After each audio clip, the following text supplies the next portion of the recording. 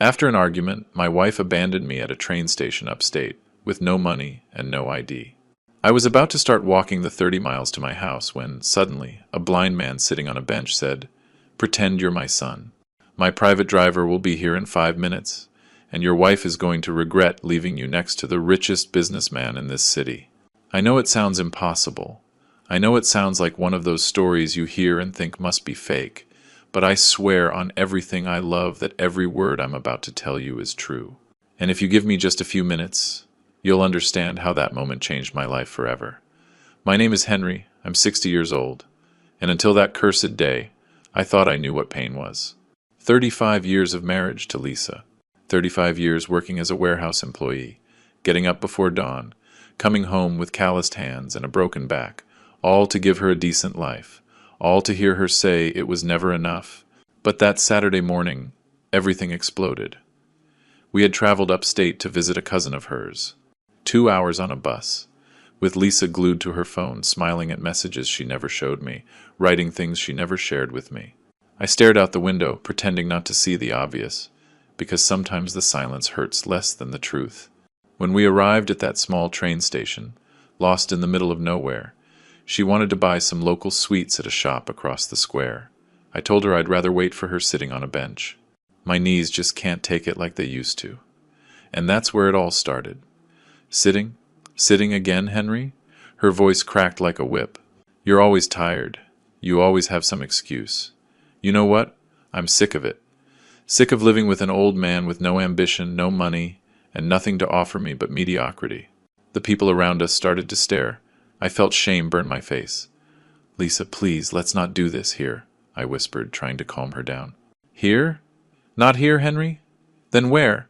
In our miserable house? In that apartment you can't even finish paying for?" She laughed bitterly. "Look around you. Look where we are. In a filthy station in a forgotten town, because we can't even afford to travel like normal people." Every word was a direct blow to my chest. I tried to touch her arm, but she pulled away as if I had burned her. "Don't touch me. I don't want you to ever touch me again." The silence that followed was worse than the screams. Lisa took a deep breath, looked at her phone, and then looked at me with eyes I no longer recognized. Cold, empty eyes. "You know what, Henry? It's over. I can't take it anymore. I'm not going to spend the rest of my life tied to a failure." She opened her purse, took out my wallet and my ID, and dropped them on the wooden bench next to me. But before I could react, she snatched them back up. "Better yet, I'll keep these. After all, what do you need them for out here? Lisa, what are you doing?" My voice came out broken, almost a plea. "I'm leaving you, Henry. Right here, right now. You can walk back home if you want, or you can stay here forever. I don't care." She turned and walked toward where the bus that brought us was parked. The driver was still there, having a coffee. I watched her get on, say something to him, and the bus started.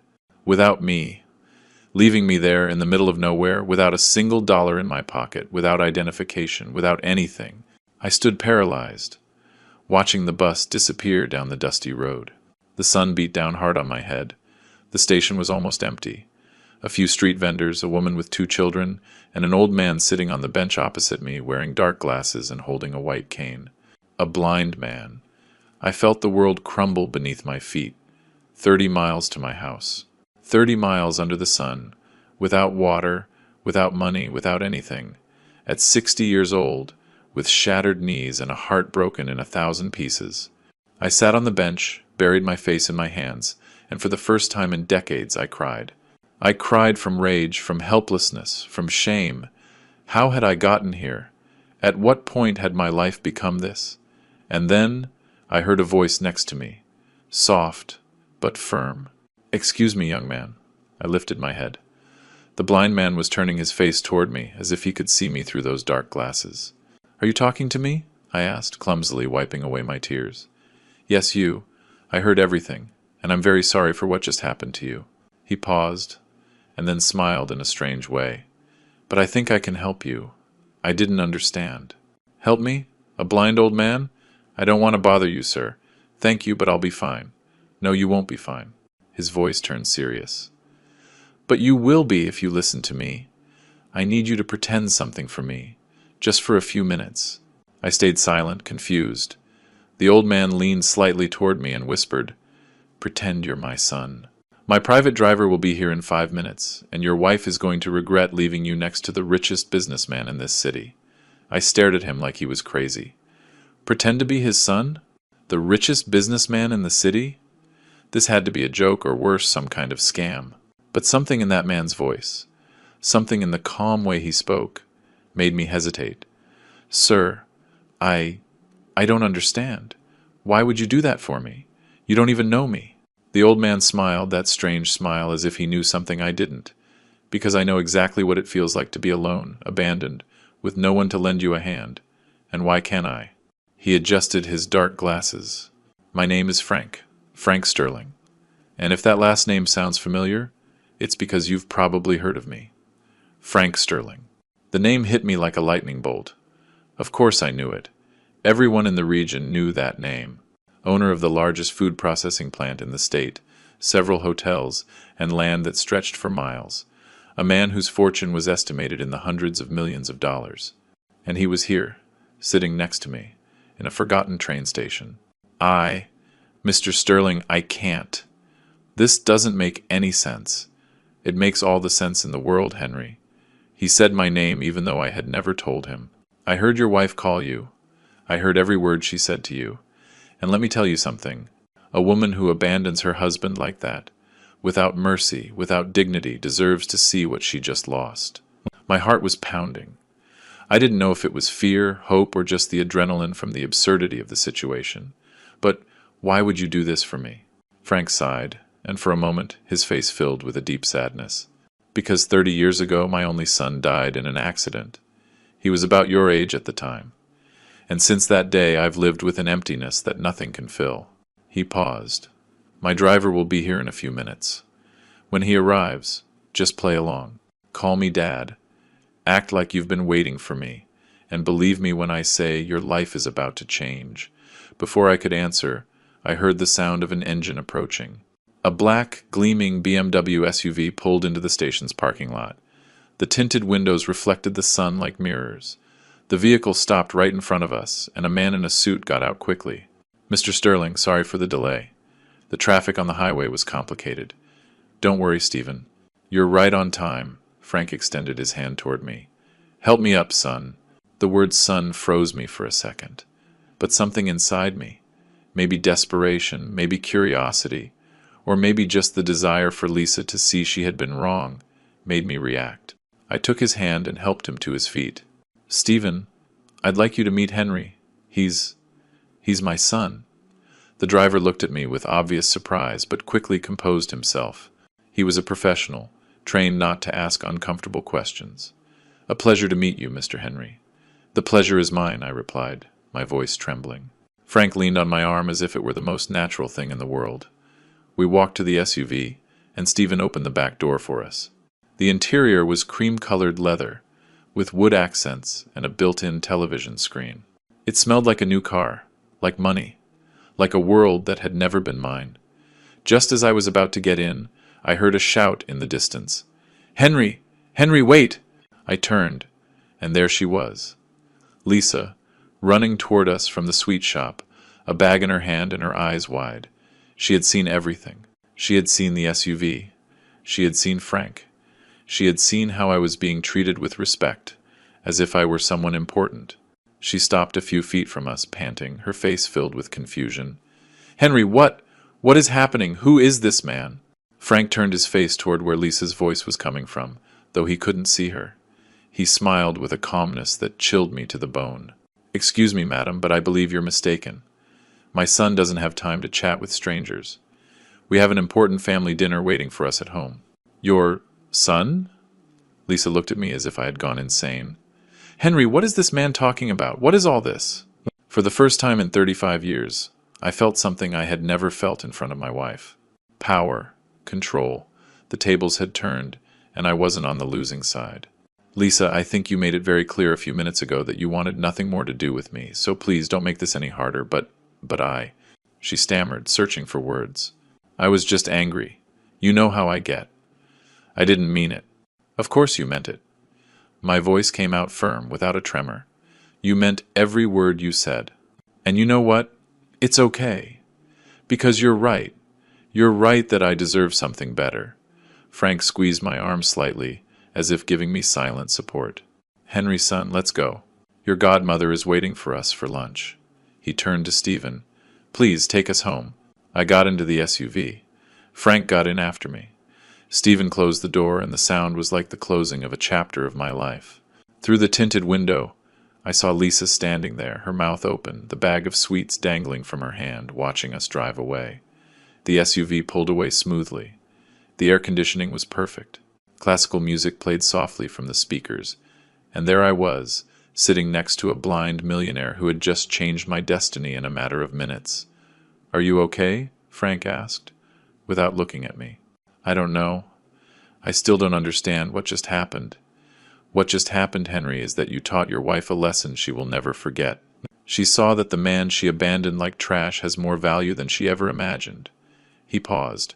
But this is just the beginning. What do you mean? Frank smiled again. That smile that hid secrets. I mean that if you really want to change your life, if you really want that woman to regret ever leaving you, you need to stay with me for a while. You need to be my son.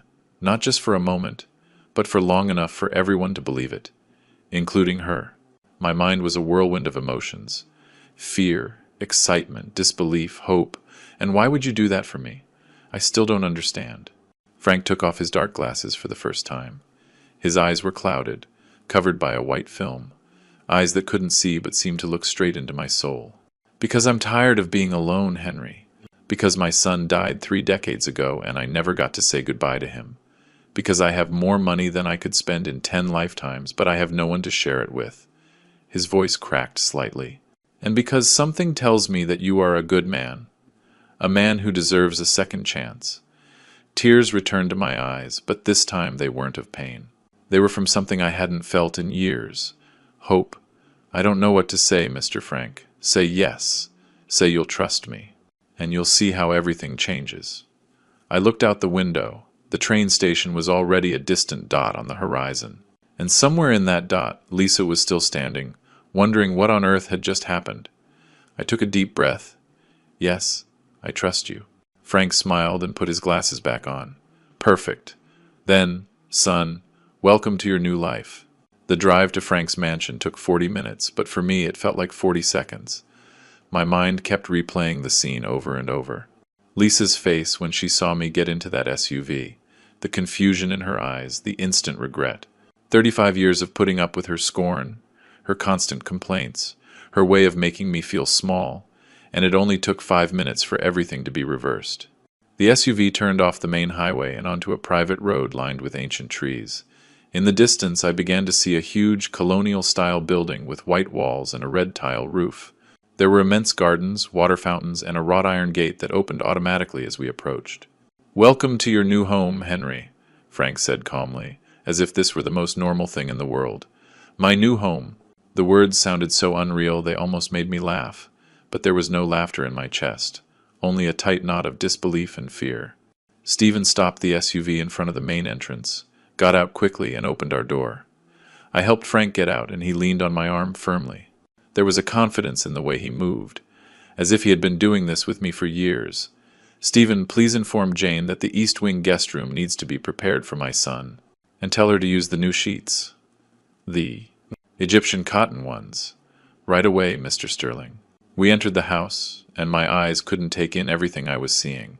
The foyer was enormous, with Italian marble floors, a hand-carved wooden staircase leading to the second floor, and a crystal chandelier that must have cost more than my entire apartment. There were paintings on the walls, sculptures, and a scent of cleanliness and fresh flowers that filled every corner. A woman in her 50s, dressed in an impeccable uniform, appeared from one of the side doors. Her face showed surprise when she saw me, but she quickly masked it with a professional smile. Mr. Sterling, it's good to see you. Do you need anything? Yes, Jane. I'd like to introduce you to Henry. He's my son. He'll be living with us from now on. Jane looked at me with wide eyes but said nothing. She just nodded. Of course, Mr. Sterling. I'll prepare everything immediately. Will the young man be dining with you? Of course. Prepare something special, Jane. Today is an important day for this family. Family. That word pierced my chest like an arrow. It had been so long since that word meant anything warm to me. Jane hurried away, and Frank guided me toward a huge living room with large windows overlooking the garden. There were beige leather sofas, glass coffee tables, and a stone fireplace that, although unlit, dominated the room.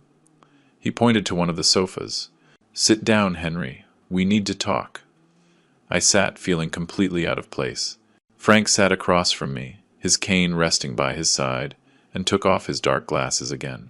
His blind eyes looked at me without seeing, but somehow I felt he could see more of me than anyone with perfect sight. "I know you have many questions, and they are all valid.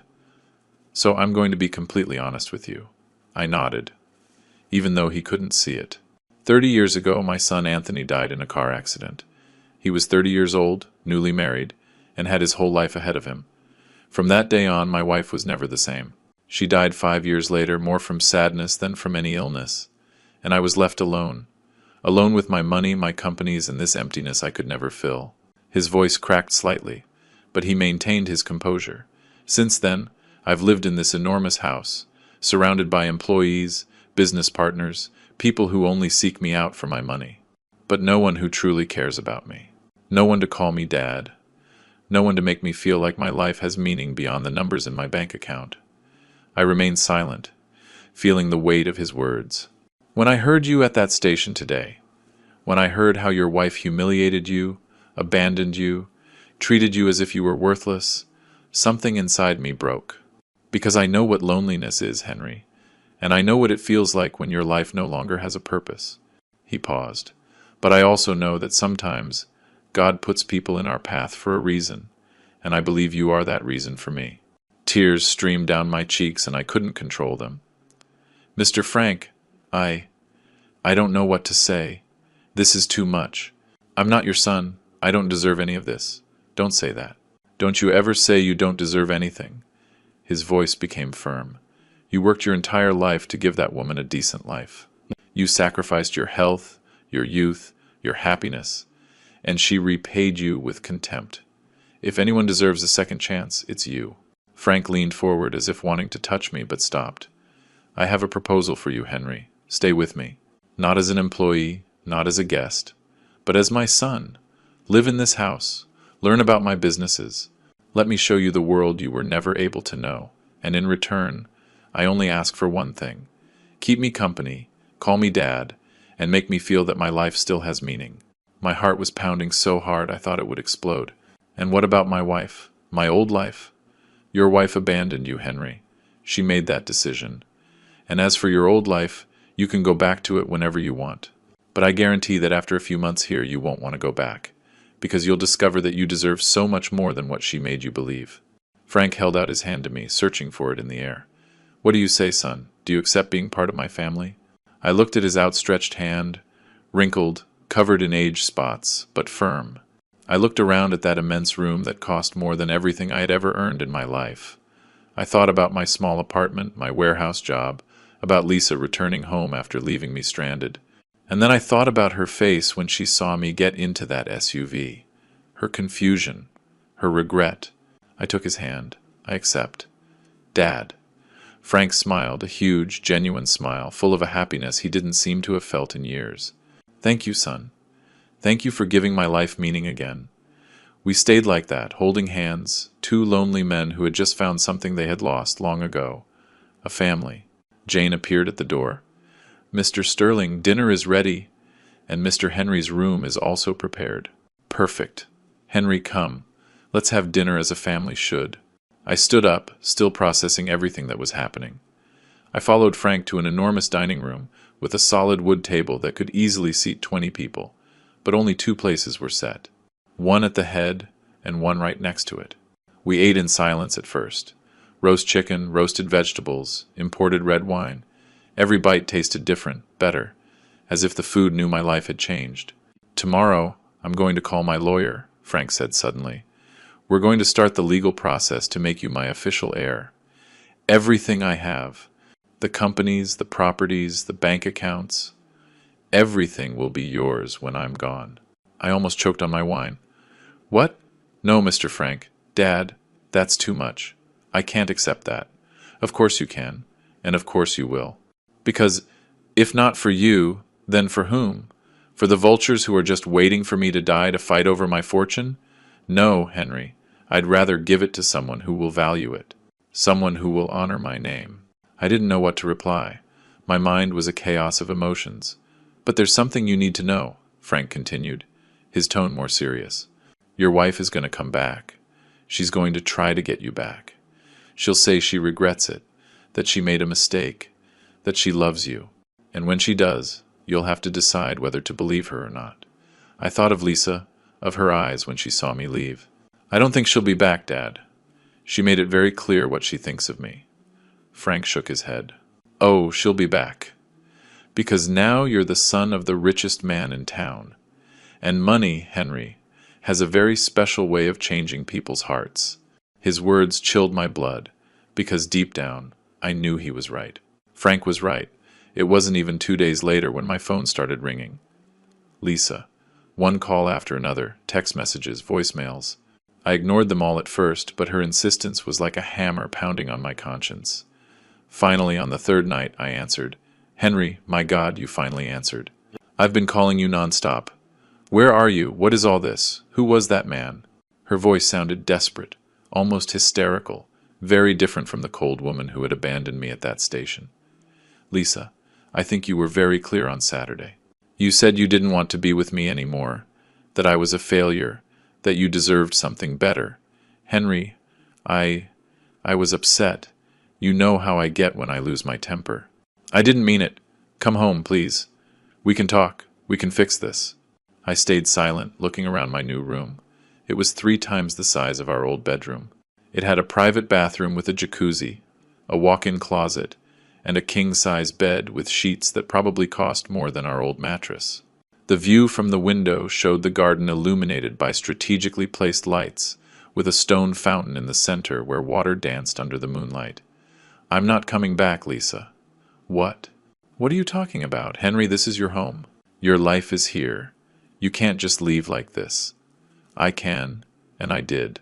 You left me with nothing in the middle of nowhere, and you know what? It was the best thing you could have ever done for me. I heard her breathing quicken on the other end of the line. Henry, that old man, that Frank, who is he? Why did you say you were his son? What's really going on? That's not your business, Lisa. Not anymore. Not my business? I'm your wife, Henry. I have a right to know where you are and who you're with. You're my wife on paper, nothing more. And soon, not even that. My lawyer will be in touch with you about the divorce proceedings. There was a long silence on the other end. When she spoke again, her voice had changed. It was soft, manipulative. The voice she used when she wanted to get something. Henry, honey, don't talk like that. We're a family. 35 years together can't be thrown away over a silly argument. Please, just tell me where you are. I'll come get you and we can talk calmly. No, Lisa, this is over. And believe me when I say, I'm going to be much better off without you. I hung up before she could reply. My hands were shaking.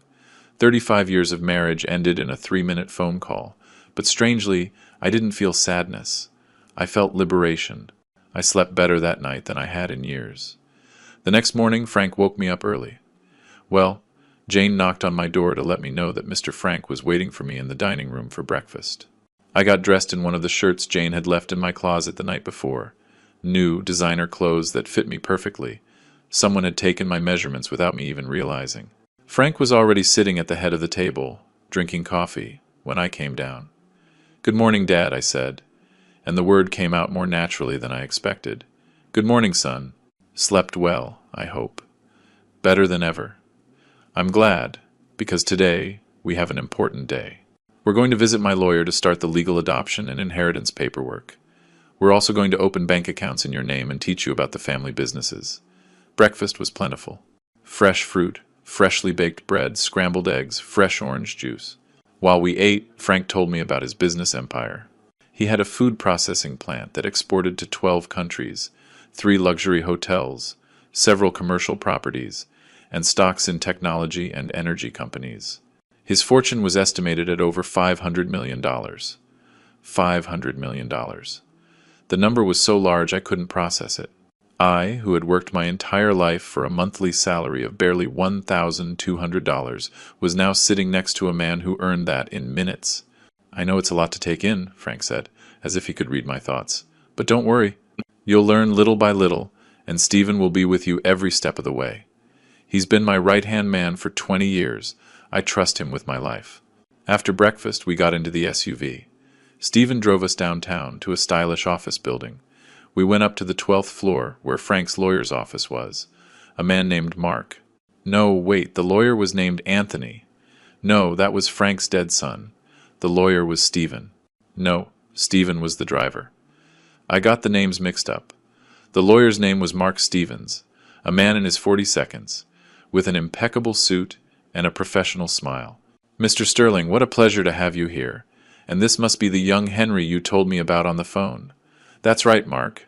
Henry is my son, and I want you to start all the necessary legal procedures to formalize it before the law. Mark invited us to sit and began to explain the process. Legal adoption of an adult, change of last name if I wanted, a modified will, powers of attorney, joint bank accounts. My head was spinning with so much legal information. Mr. Henry, I need to ask you something important, Mark said, looking directly at me. Are you currently married? Yes, but we're in the process of divorce. I see. Then we'll need that divorce to be finalized before proceeding with some of these formalities. A legally married wife has rights to any inheritance, unless there's a prenuptial agreement or a definitive divorce decree. Frank frowned. How long does a divorce take here? It depends. If it's by mutual agreement and there are no complex assets to divide, it could be a matter of 3 to 6 months. If there's a dispute, it could take years. Henry, is your wife going to cause problems with the divorce? I thought of Lisa, of her desperate voice on the phone, of how her attitude had changed when she realized I was with Frank Sterling. She probably will, Dad. Now that she knows who you are, I don't think she'll want to let me go that easily. Frank banged his cane on the floor in frustration. Mark, take care of this. Hire the best family lawyers. I want this divorce resolved as quickly as possible, and I don't want that woman to see a single cent of my fortune. Understood, Mr. Sterling. I'll contact the firm of Jimenez and Associates. They're the best in complicated divorce cases. We left the office 2 hours later with a folder full of documents I had to sign. My head was still spinning. In less than a week, I had gone from being a warehouse employee abandoned by his wife to the adopted son of a billionaire. On the way back to the mansion, Frank spoke to me seriously. Henry, I need you to understand something. From now on, your life is going to change completely. People are going to treat you differently. They'll want to be your friends, they'll want to do business with you, they'll look for ways to get close to you, but most of them will only want your money. I understand, Dad. No, I don't think you fully understand yet, but you will soon, because your wife isn't the only one who's going to come back. Relatives who never looked for you will also show up. Friends who forgot you, people from your past who will suddenly remember how much they appreciated you. His words made me think of my sister Claire. We hadn't spoken in 2 years. She had married a rich man, and ever since, she treated me like I was inferior. At family gatherings, she barely spoke to me, always showing off her trips, her jewelry, her new house. I have a sister, I said suddenly. Claire, we haven't spoken in a long time. Do you think she'll look for you when she finds out about this? Probably, Frank nodded. When she does, watch her intentions closely. People show their true colors when there's money involved, Henry. And believe me, you're going to discover things about people you know that you never imagined. We arrived at the mansion just as it started to rain. I went up to my room and lay on the bed, staring at the ceiling. My phone vibrated. It was a message from Lisa. Henry, please, I need to talk to you. Come home. I miss you. Forgive me. I deleted the message without replying. Another message. This one was from a number I didn't recognize. Henry, it's Claire, your sister. I heard you're going through a tough time with Lisa. I want you to know I'm here for you. Call me when you can. I stared at the message for a long time. Frank was right. The rats always find the cheese. I didn't answer Claire's message, at least not immediately. I wanted to see how far her sudden interest in me would go. I didn't have to wait long. The next day, my phone rang during breakfast. It was her. Henry, brother, why haven't you answered me? I'm worried about you. Worried? The words sounded fake coming from her. Claire had never worried about me. Not when I lost my job 5 years ago. Not when Mom died and I had to pay for the funeral alone because she was on a trip to Europe. Not when I asked to borrow $2,000 for an operation for Lisa and she told me she couldn't because money was tight that month, while carrying a purse that cost $5,000. Hi, Claire. I'm fine, thanks for asking. Fine? Henry, Lisa called me crying. She told me you left her, that you went off with some strange man, that you're not answering her calls. What's going on? What's going on is that Lisa abandoned me at a train station without money and without ID, Claire. And I made the decision not to go back to her. There was a pause on the other end. But Henry, she's your wife. Couples fight, it's normal. You can't just throw everything away over one argument. It wasn't just one argument, Claire. It was the straw that broke the camel's back after years of humiliation. Well, but what about that man you left with? Lisa told me you got into a luxury SUV with an old man. Who is he? There it was, the real reason for her call. She didn't care about my well-being. She wanted to know who Frank was. She wanted to know if the rumors that were probably already circulating around town were true. He's someone who helped me when I needed it most. That's all you need to know. Henry, I'm your sister. I have a right to know who you're with. What if he's someone dangerous? What if he's using you? I almost laughed. Her, talking about using people. Don't worry about me, Claire. I'm better than ever, so it's true. You're living in the Sterling mansion, aren't you? My God, Henry, how did you manage that? Are you working for him? Are you his employee? And there was the usual contempt, barely hidden beneath her fake concern.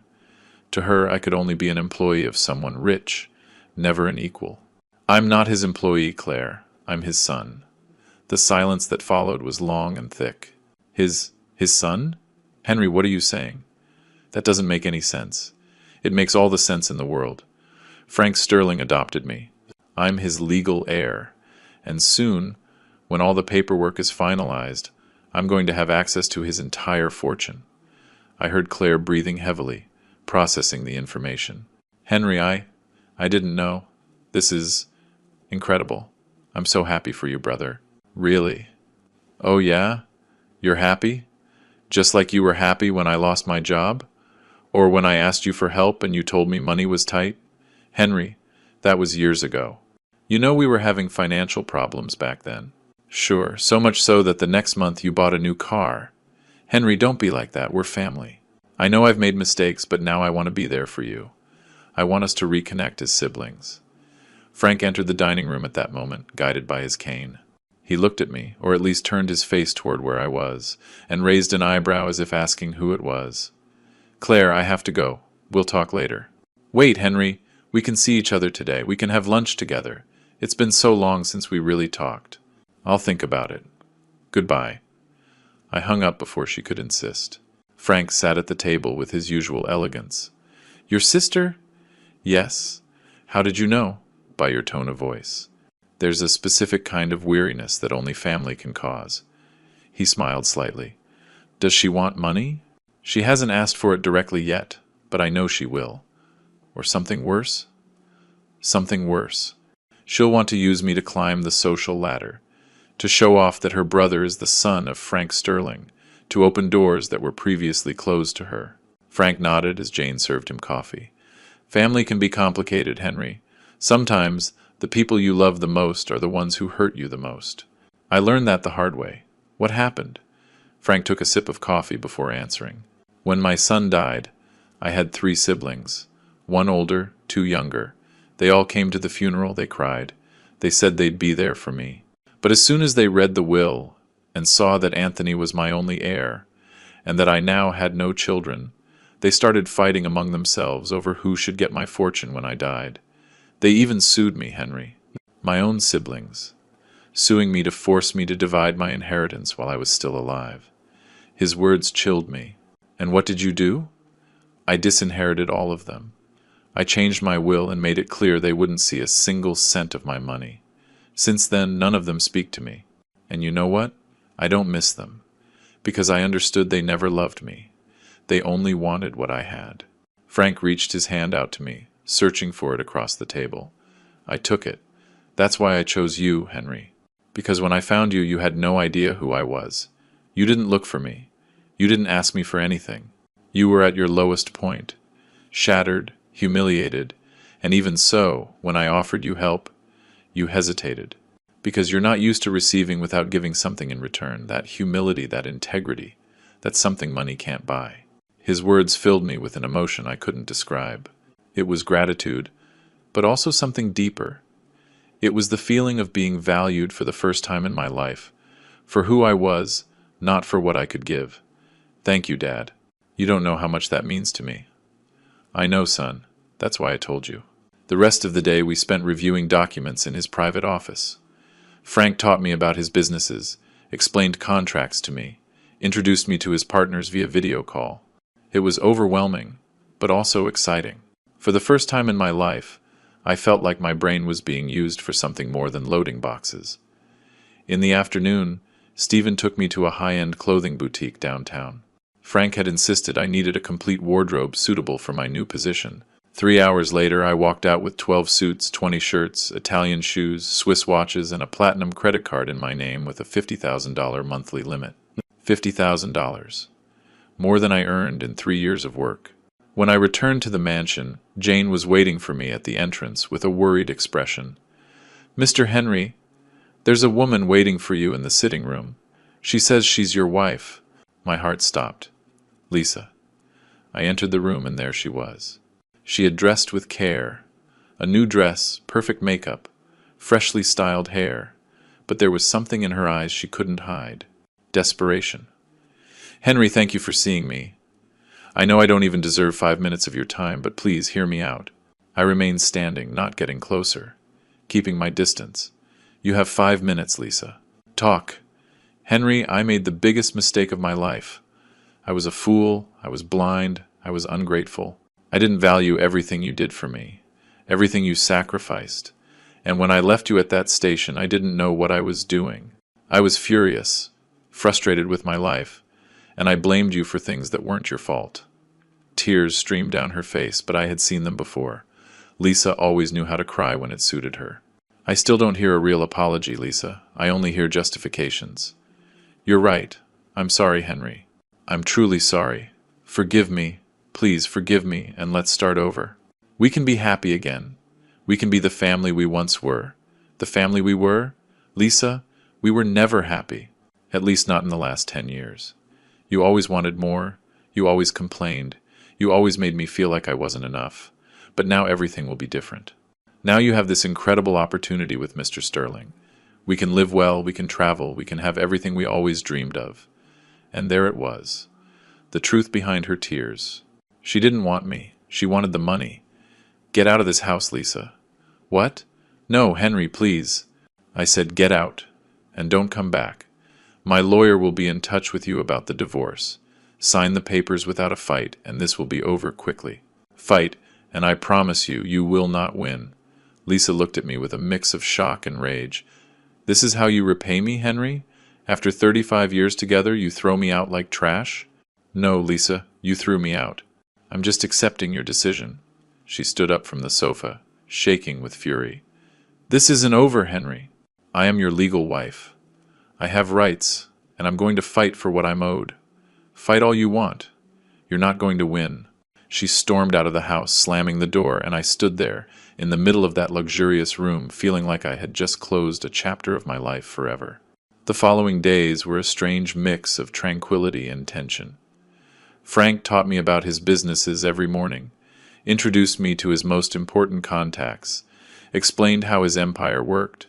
I absorbed everything like a sponge, discovering I had a mind for numbers and strategy that I had never been able to develop loading boxes in a warehouse. But the nights were different. At night, my phone wouldn't stop vibrating. Lisa, Claire, unknown numbers. Everyone wanted something from me. Everyone had discovered that Henry, the failure, the warehouse employee, was now the adopted son of the richest man in the city.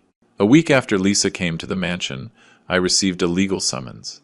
She had hired lawyers and was suing for alimony, division of assets, and compensation for emotional distress. She was asking for $50,000 a month and half of any property I acquired during our marriage, including, her lawyers argued, any future inheritance from Frank. Mark, Frank's lawyer, almost laughed when he read the documents. "This has no legal basis." She abandoned you, there are witnesses, and any inheritance you receive from Mr. Sterling is after the separation. She has no right to anything. Then why is she trying? Because she's desperate, and because her lawyers probably told her you might agree to a settlement to avoid a long trial. It's a pressure tactic. Frank, who was sitting next to me in Mark's office, banged his cane on the floor. We are not settling for 1 cent. Mark, I want you to counterattack with everything. I want that woman to understand she made the worst mistake of her life. Understood, Mr. Sterling. I'm going to file for divorce based on abandonment. I'll present the statements from the witnesses at the train station, and I'll make sure she receives absolutely nothing. We left the office with a clear strategy, but I couldn't shake the discomfort in my chest. 35 years of marriage ending in a legal war. It wasn't how I imagined things would end. I know what you're thinking, Frank said in the SUV on the way back. You're thinking this is cruel, that maybe you should give her something to end this quickly and without so much conflict. How do you know? Because you're a good man, Henry, and good men always hesitate when they have to be tough. But let me tell you something I learned many years ago.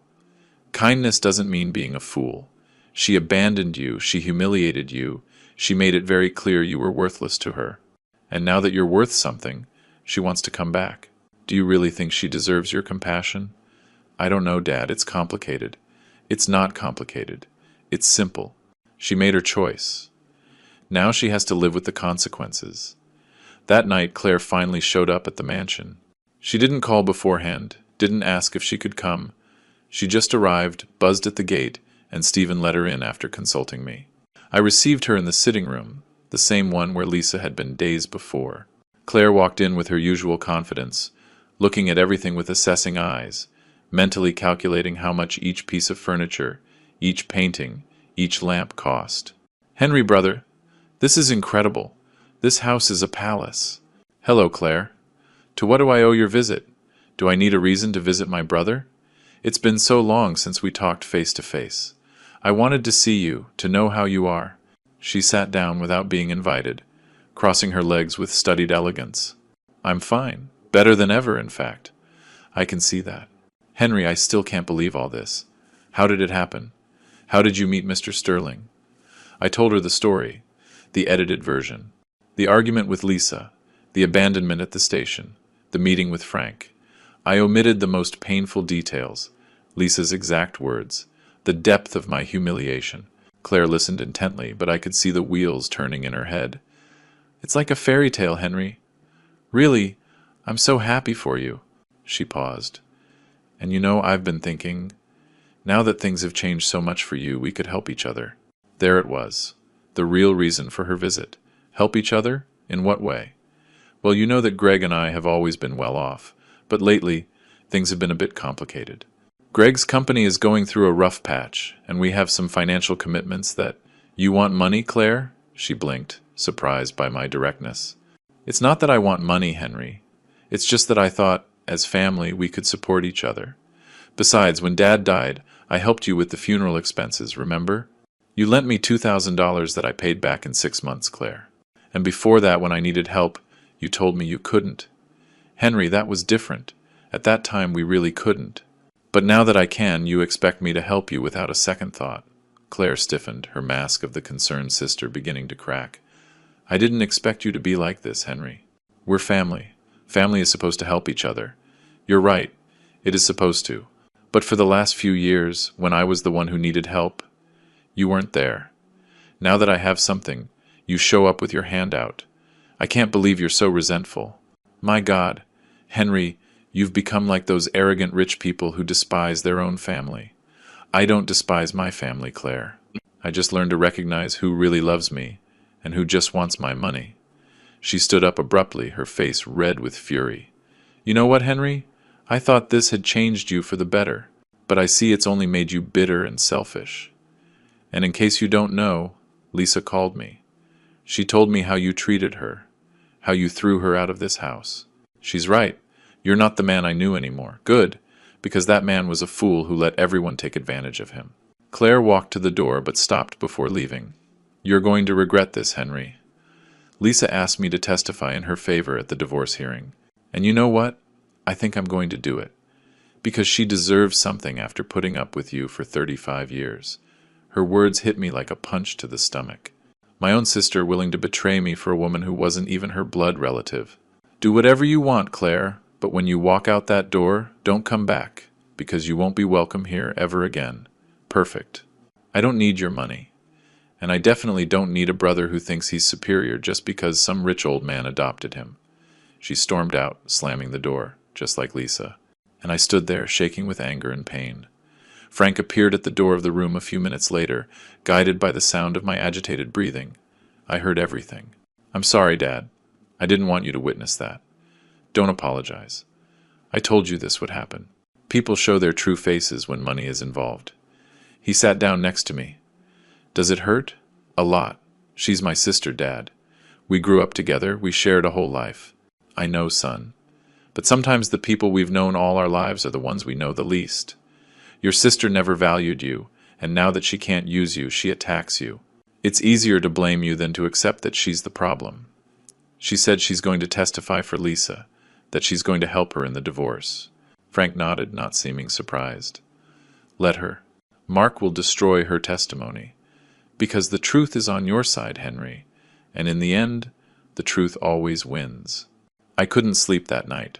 I tossed and turned, thinking about Claire, about Lisa, about how my life had exploded into 1,000 pieces in such a short time. But I also thought about Frank, about how a stranger had shown me more love and loyalty in 2 weeks than my own family had in decades. At 3 in the morning, I went down to the kitchen for a glass of water. Frank was there, sitting in the darkness, with a cup of tea in his hands. Can't sleep either, can you? I sat across from him. No. I can't stop thinking about everything that's happening. It's normal. You're losing the people you thought were your family. It hurts, even if those people don't deserve it. How did you get over it? When your siblings betrayed you, how did you move on? Frank took a sip of tea before answering. I realized that family isn't just blood, Henry. Family is loyalty. It's love. It's being there when you're needed most. And sometimes, your real family isn't the one you're born with, but the one you choose. He looked at me with those blind eyes that seemed to see everything. That's why I chose you. And that's why I'm going to protect you from everyone who wants to hurt you, including your own sister. Thank you, Dad. Don't thank me. That's what real family does. We sat there, in silence, 2 men who had found in each other what the world had denied them. A home. But I didn't know at that moment that Claire's betrayal was just the beginning, and that the worst was yet to come. 2 weeks after Claire's visit, I got a call from Mark. His voice sounded tense, worried. Mr. Henry, I need you to come to my office as soon as possible. Things have happened that you need to know about. Frank and I arrived an hour later. Mark was waiting for us with a folder full of documents on his desk, and a grave expression on his face. Mr. Sterling, Henry, I have bad news. Lisa isn't just suing for divorce. She's now alleging that you, Henry, committed marriage fraud and abandonment. She says you left her without resources, that you took all the couple's savings, and that you're living a life of luxury while she doesn't even have enough to eat. What? That's a lie. She was the one who left me with nothing. I know. But she has witnesses. Your sister Claire filed a sworn affidavit saying you were always a negligent husband, that you emotionally abused Lisa, and that you planned all of this to get Mr. Sterling's fortune. I felt as if ice water had been thrown on me. Claire, my sister said that. There's more. Lisa hired a private investigator. They're questioning the legitimacy of the adoption, alleging that you manipulated Mr. Day, Sterling, into adopting you, taking advantage of his blindness and his loneliness. Frank slammed his cane on the floor with such force that the sound echoed through the office. That's ridiculous. I'm in full control of my mental faculties. No one manipulated me into anything. I know, Mr. Sterling, but they're building a case. And the worst part is, they've gotten more people. A cousin of Lisa's who is a lawyer is handling the case pro bono, and they've contacted your former employees, Mr. Sterling, looking for any statement that could make Henry look bad. My world was crumbling again, but this time it wasn't from abandonment, but from calculated betrayal. What can we do? Mark took a deep breath. We can fight. We have the truth on our side. But I need to warn you, this is going to get ugly. Very ugly. They're going to attack your reputation, Henry. They're going to try to paint you as a user, a con artist. and they're going to use your own family to do it. Frank took my hand across the desk. We fight. We're not going to let those vipers win. Mark, hire the best criminal lawyers in the country. I want to countersue for defamation, for slander, for everything we can. And I want you to investigate Lisa and Claire, too. If they're lying, there must be evidence. The following days were a nightmare. The local newspapers started publishing articles about the scandalous adoption case of the tycoon Sterling. Photos of me leaving the mansion appeared. Speculation about my intentions. Interviews with close sources who said I had planned everything from the beginning. Claire gave an interview on a local radio show. I heard it in the car, with Stephen driving and Frank by my side. My brother Henry was always ambitious, but he never had the ability to achieve anything on his own. When he met Mr. Sterling, he saw an opportunity and seized it. It's sad to see how a vulnerable old man can be manipulated just for money. Her words cut me like knives. This was my sister, the girl I used to play with in the park, the teenager who cried on my shoulder when she broke up with her first boyfriend, the woman who swore at Mom's funeral that we'd always be united. "Turn it off," I said in a broken voice. Stephen turned off the radio. Frank squeezed my hand. "Don't listen to her, son. They're the lies of a desperate woman. What if people believe her? What if everyone thinks I'm a con artist? Let them think what they want. We know the truth. And that's the only thing that matters." But things got worse. A week later, I received a court summons. Lisa had requested a temporary restraining order against me, alleging I had threatened her and that she feared for her safety. She had also filed charges of emotional and financial domestic abuse. "This is absurd," I said when Mark explained it to me. "I never threatened her. I never hurt her. I know, but she has witness statements saying the opposite. Claire says you threatened her when she came to visit you. She says she has a video recorded on her phone." "A video? That's impossible," she. And then I remembered. When Claire stormed out of the mansion, she had taken out her phone. I thought it was to call someone, but she had been recording. "They can manipulate a video," Frank said firmly. "They can edit it, take it out of context." "Mark, we need our own recordings. Would Mr. Sterling record Lisa without her consent?" "That could be illegal." Frank smiled. That smile I had learned to recognize. The smile of someone who has a plan. "Mark, do you remember what I asked you the first day we brought Henry here? To install security cameras throughout the property?" "Yes, including the sitting room, and the entrances, and the garden." My heart started to beat faster. "Dad, are you telling me that we have everything recorded?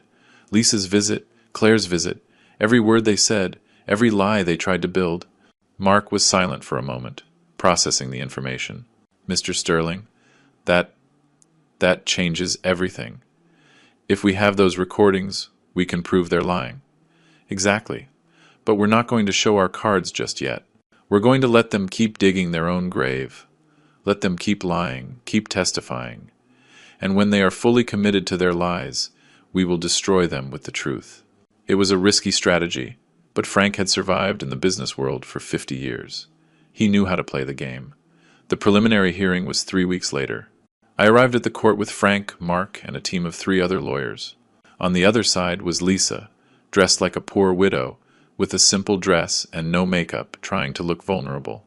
Next to her was Claire, her lawyer cousin, and 2 other lawyers I recognized from a major firm. The judge was a man in his 60s, with a serious expression. He listened to arguments from both sides for 2 hours. Lisa cried strategically at the right moments. Claire looked at me with pure hatred. When it was Mark's turn to speak, he stood up calmly.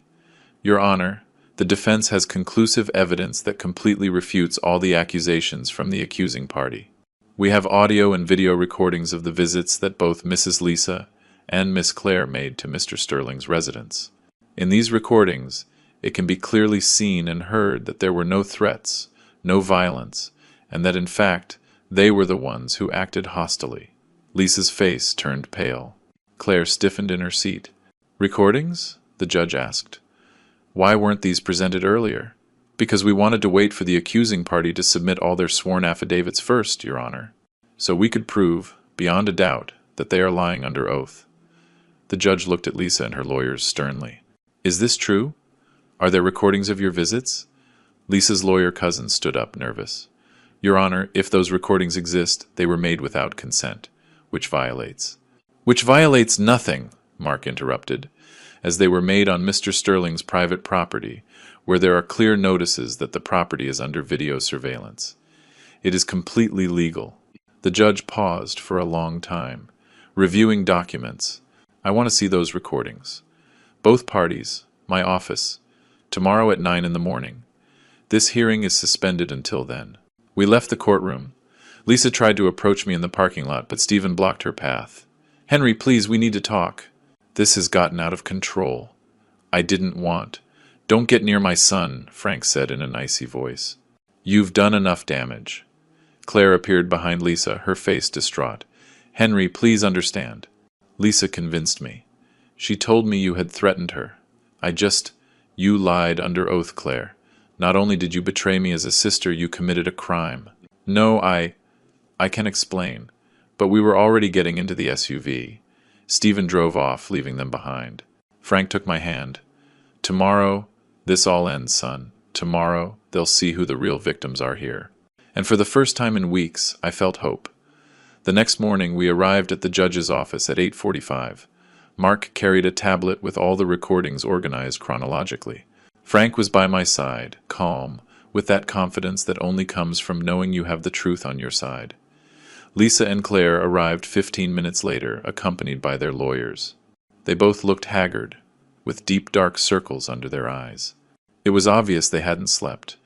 The judge received us in his private chambers, a sober office with shelves full of legal books and a massive oak desk. He told us to sit and got straight to the point. Mr. Stevens, please show me those recordings. Mark connected the tablet to a large screen on the wall. The first recording began to play. It was the day Lisa came to the mansion. The video quality was perfect, the audio crystal clear. You could clearly see her entering the sitting room, faking tears, how her words changed tone when I told her I wouldn't go back to her, and at the end, her expression of pure fury when I asked her to leave. This isn't over, Henry. I am your legal wife. I have rights, and I'm going to fight for what I'm owed. Her own words condemned her. There were no threats from me, no violence, just a woman furious that her plan to get me back to access the money had failed. The second recording was of Claire. Her entire visit, from when she entered, sizing up every piece of furniture, to the moment she asked for money without saying it directly, and finally, her explosion of rage when I said no. You're going to regret this, Henry. Lisa asked me to testify in her favor at the divorce hearing, and you know what? I think I'm going to do it. The judge stopped the video and looked at Claire sternly. Miss, did you threaten to give false testimony in favor of the plaintiff? Claire was white as a sheet. No, I was angry. I didn't mean it. But you did file a sworn affidavit saying your brother had been violent and negligent, correct? Yes, but is there any recording where Mr. Henry shows violent or threatening behavior? Mark shook his head. None, Your Honor. In all the recordings, Mr. Henry behaves calmly and respectfully, even when he is being verbally attacked. The judge leaned back in his chair, looking at Lisa and her lawyers. Ma'am, do you have anything to say in your defense? Lisa tried to speak, but her voice came out broken. I thought he had threatened me, Claire told me. So your testimony was based on what someone else told you, not on facts you personally witnessed. Yes, but... The judge raised a hand, stopping her. I've seen enough. Mrs. Lisa, Miss Claire, you have both lied under oath. You have submitted false statements to this court. That is perjury, a serious crime. Your lawyers will explain the legal consequences of your actions. Lisa's lawyer cousin tried to intervene. Your Honor, if I could. Silence. I don't want to hear any more. The judge looked at Mark. Does the defendant wish to proceed with a countersuit? Yes, Your Honor. For defamation, slander, and emotional distress. We also request that legal proceedings be brought against the accusers for perjury. Approved. Furthermore, I am dismissing all of Mrs. Lisa's claims. There is no evidence of abuse, financial abandonment, or any of the accusations she presented. The divorce will proceed under the terms of separation due to abandonment by the plaintiff. Mrs. Lisa will receive no alimony or compensation whatsoever. Lisa began to cry, but this time they were real tears of desperation. No, please, Your Honor. I have nothing. I have no money, no job. You should have thought of that before you abandoned your husband and then tried to extort him. This hearing is adjourned. My assistant will send you the official documentation within 48 hours. We left the judge's chambers. In the hallway, Claire tried to approach me again. Henry, please, brother, don't let them prosecute me. I have children. I have a family. If I'm convicted of perjury, I'll lose everything. I looked her in the eyes. The same eyes that looked at me with contempt when I was poor. The same eyes that gleamed with greed when she found out I was rich. And now, those same eyes were begging for mercy. You should have thought about your children before you betrayed your brother, Claire. Before you lied under oath. Before you tried to destroy my life out of greed. Henry, please, Lisa convinced me. She told me you had threatened her, that you had changed, that you had become dangerous. I just wanted to protect her. Liar, you wanted money. You wanted Lisa to win the lawsuit so I would give you what you asked for. But it didn't work, and now you're going to pay the consequences of your actions. Frank touched my arm gently. Let's go, son. They don't deserve any more of your time. We walked toward the exit. Behind us, Lisa and Claire were left crying in the court hallway, surrounded by lawyers who were probably explaining how many years in prison they faced for perjury. In the SUV, on the way back to the mansion, Frank spoke softly. How do you feel? I don't know. I should feel victorious, but I just feel empty. It's normal. You've just seen the true face of the people you loved. It hurts, even if they deserved what they got. Do you think I was too hard on Claire? No. You were fair. She made choices, Henry. Conscious choices to lie, to betray you, to try and destroy you. The consequences are hers, not yours. We arrived at the mansion just as it started to rain. Jane was waiting for us at the entrance with towels and hot tea. Frank went up to his room to rest, and I stayed in the sitting room, watching the rain fall on the garden. My phone vibrated. It was an unknown number. I hesitated, but answered. Henry. It was Greg, Claire's husband. What do you want, Greg? I need to talk to you. Claire is devastated. She's at home, crying nonstop. The kids are asking what's wrong. Please, Henry, you have to drop the charges. She made a mistake, but she doesn't deserve to go to jail. A mistake? Greg, she lied under oath. She tried to destroy my reputation. She tried to help Lisa rob me. I know, and it was stupid, but please, think about your nephews. You can't leave them without a mother. His words hit me. My nephews. Manuel, 7, and Gilda, 5. Innocent children who were not to blame for their mother's actions. Greg, Please, I'm begging you. Claire is willing to apologize publicly, to retract everything she said, to do whatever is necessary. Just don't put her in jail. I closed my eyes, feeling the weight of the decision on my shoulders. Let me think about it. I'll call you tomorrow. I hung up and went upstairs to find Frank. I found him in his private office listening to classical music. Dad, I need your advice. Tell me, son. I told him about Greg's call, about my nephews, about the guilt I felt. Frank listened in silence, and when I finished, he spoke with wisdom. Henry, justice and revenge are two different things. Justice is giving everyone what they deserve. Revenge is hurting because you were hurt. Claire deserves consequences for her actions. But the question you have to ask yourself is, what kind of man do you want to be? The kind of man who destroys families even if they are at fault? Or the kind of man who sets firm boundaries but shows mercy when possible? I don't know. Then think about it tonight. And tomorrow, when you have the answer, you'll know it's the right one, because it will come from here.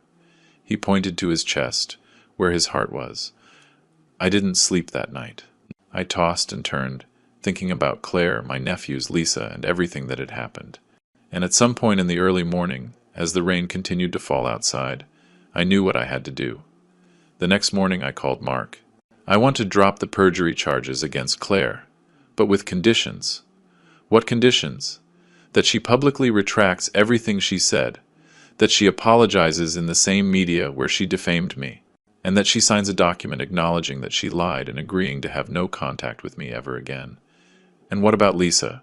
With her, I'm moving forward. Let her face the full consequences. She doesn't have innocent children who will suffer for her actions. Understood. I'll prepare the documents. When I told Frank my decision, he smiled. You did the right thing, son. You showed that you are better than them. But you also set clear boundaries. That is wisdom. 2 days later, Claire appeared on a radio program, her voice breaking, and retracted everything. I lied about my brother Henry. I said terrible things that were not true. I did it out of greed, envy, and stupidity. Henry is a good man who deserved none of what I did to him, and I ask for his forgiveness, even though I know I don't deserve it. I heard her confession on the kitchen radio. Jane was preparing lunch and glanced at me. "Feeling better, Mr. Henry?" Not better, but at peace. And it was true. For the first time in weeks, I felt peace. 6 months later, my life was completely different. The divorce from Lisa was finalized without any more issues. She received nothing, just as the judge determined, and had to face reduced charges for attempted procedural fraud. She received 2 years of probation and a $20,000 fine that she could never pay.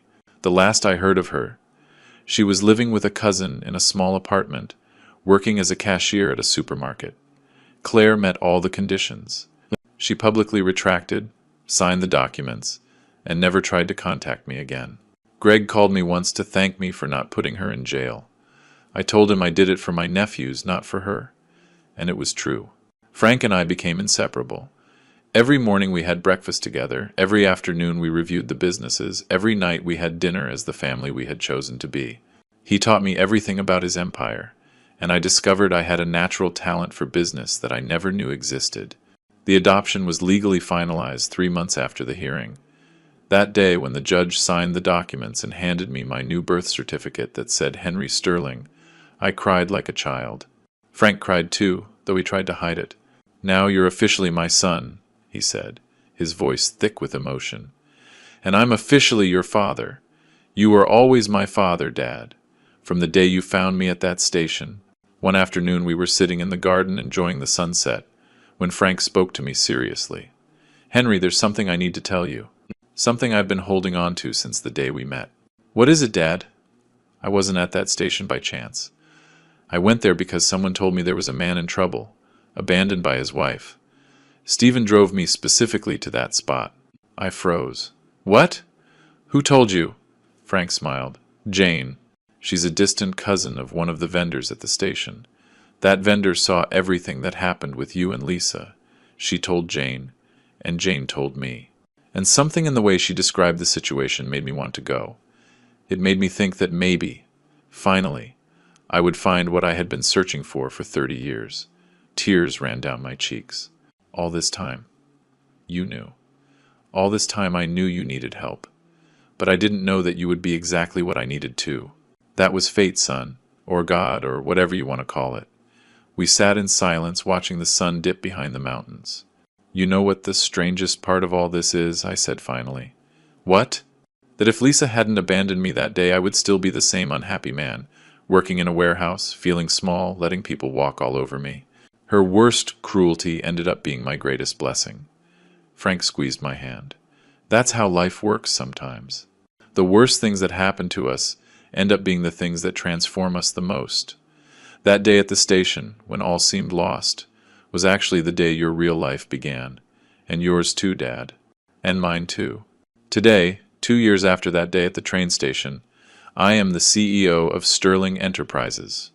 Frank officially retired 6 months ago, although he still comes to the office twice a week to supervise, as he says. In reality, I think he just wants to make sure I don't mess up his legacy. I never heard from Lisa again. I heard she tried to sue me one more time, but her lawyer dropped the case when he saw it had no merit. Claire sends me a card every Christmas. I never open it. I just put it in a drawer, unread. Some bridges, once burned, cannot and should not be rebuilt. A month ago, I went to visit that train station. Stephen drove me, at my request. I sat on the same bench where I was when my life changed forever. The same bench where I cried, feeling defeated, believing I had hit rock bottom. A young couple was arguing nearby. The woman was yelling at the man, telling him he was a failure, that he was worthless. The man had a lost, broken look in his eyes, just like mine that day. I got up and walked over to them. The woman stopped shouting when she saw me approach. "Excuse me," I said to the man. "Do you need me to call someone for you?" He looked at me, confused, with tears in his eyes. "I'm fine, thank you." I handed him my business card. "If you ever need help, a job, or just someone to listen, call me." Anytime. The man took the card with trembling hands. The woman stared at me with wide eyes, probably recognizing the sterling name. I walked back to the SUV, where Frank was waiting. "Did you do a good deed today?" he asked with a smile. "I tried. I don't know if he'll call, but if he does, I'm going to help him, just like you helped me." That's how you build a legacy, son. Not just with money, but with compassion. On that day, I was left alone at a train station. I thought my life was over. But in reality, it was just beginning. I lost a wife who never valued me, a sister who never respected me, and a life that never made me happy. And in return, I gained a father who loved me unconditionally, a family I chose to build, and the dignity I always deserved but never claimed. Sometimes the worst betrayals are the greatest blessings in disguise. And sometimes finding your true home means losing everything else first. Today I am Henry Sterling, son, businessman, and finally, a man at peace with himself. And it all began the day a blind man whispered to me, "Pretend you're my son."